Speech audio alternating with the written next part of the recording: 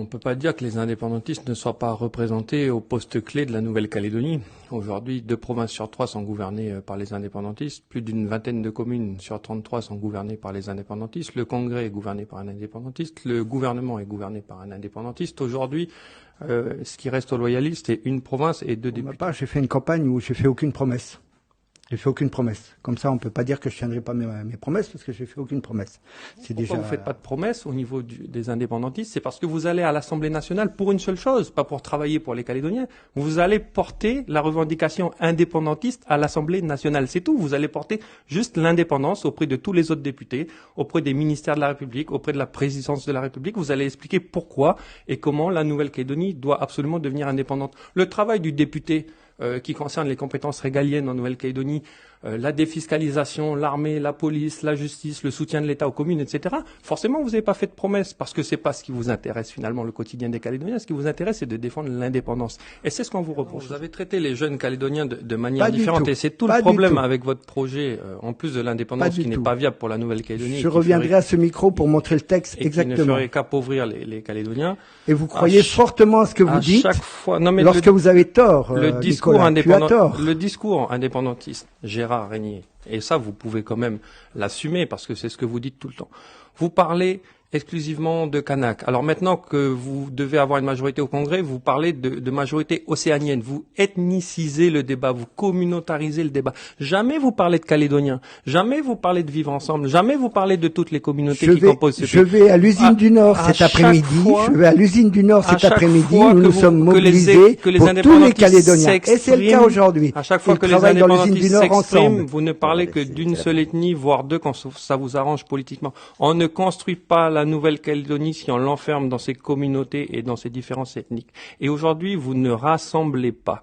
Vous créez la division dans les lois, dans les textes, dans les discours, dans les prises de position, dans les revendications. On voit encore aujourd'hui votre collègue de la première circonscription qui a écrit un article dans le journal de l'Humanité qui dit qu'elle va représenter à l'Assemblée nationale l'indépendance et les Kanaks. Eh ben moi je suis pas d'accord avec ça. Quand on va à l'Assemblée nationale, on représente la Nouvelle-Calédonie et l'ensemble des Calédoniens.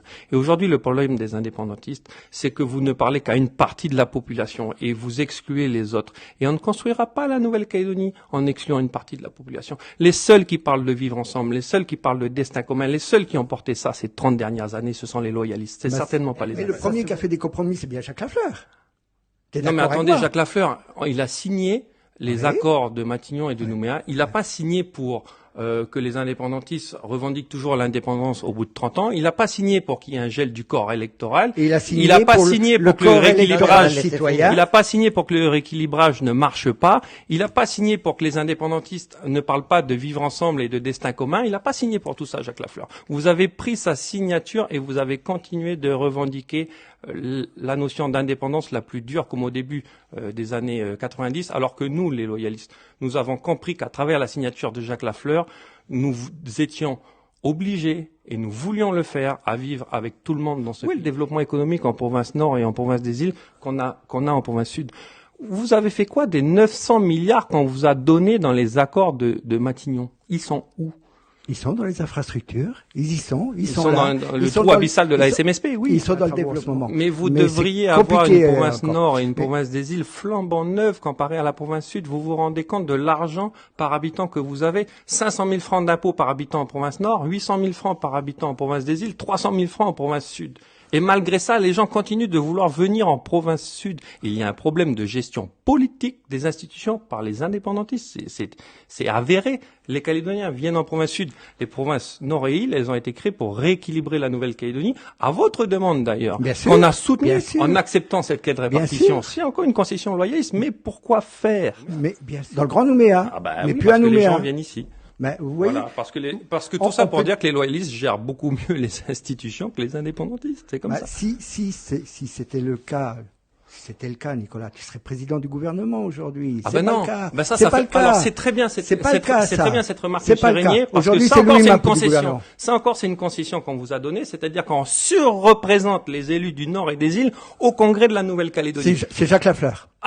c'est tout Jacques Lafleur avec vous, Monsieur Régnier. C'est incroyable. C'est l'accord de Matignon, c'est l'accord de indépendantiste, c'est quand même incroyable. Non, il a compris simplement le rééquilibrage, il a compris le bien fondé du destin commun, il a compris si vous êtes au pouvoir, c'est grâce à une concession encore des loyalistes qui vous ont donné plus d'élus pour le Nord et les îles qu'aujourd'hui. Vous regrettez tout ce qu'a fait Jacques Lafleur. Mais je me dis que Jacques Lafleur a cru en votre bonne foi.